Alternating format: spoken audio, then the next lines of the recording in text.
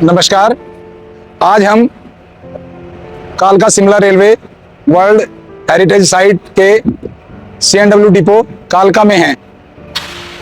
यहाँ पर हम रास्ते में आने वाली विभिन्न समस्याओं जिनसे रनिंग स्टाफ और गार्ड्स को जूझना पड़ता है, जैसे brake binding, train parting, ACP, वेस्डा का ऑपरेट हो जाना इत्यादि के बारे में डिटेल में बात करेंगे।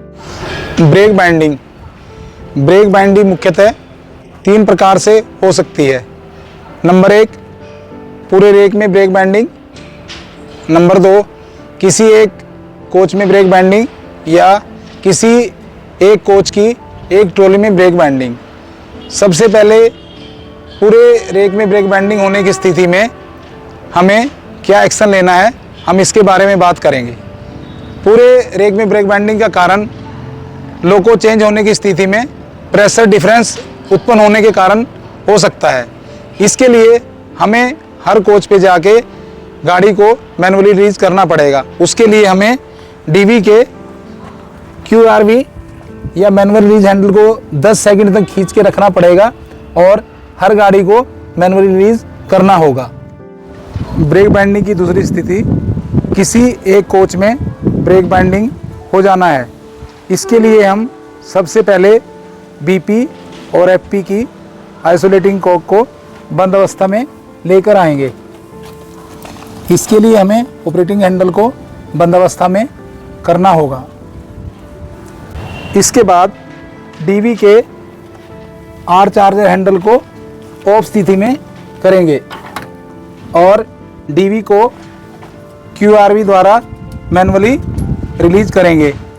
इससे गाड़ी रिलीज हो जानी चाहिए।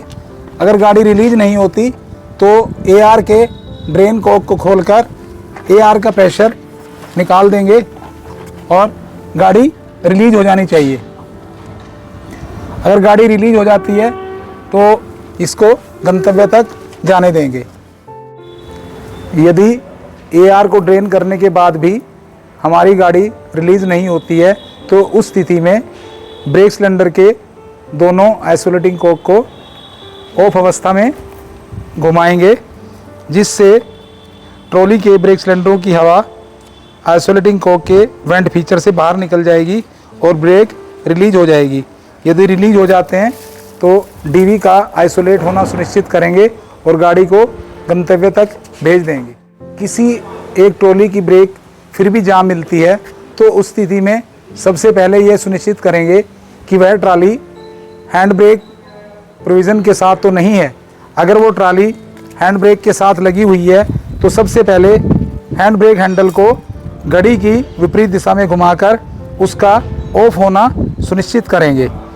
और अगर ब्रेक लगी हुई थी और हमने उसको ऑफ कर दिया है तो ब्रेक रिलीज हो जाने चाहिए।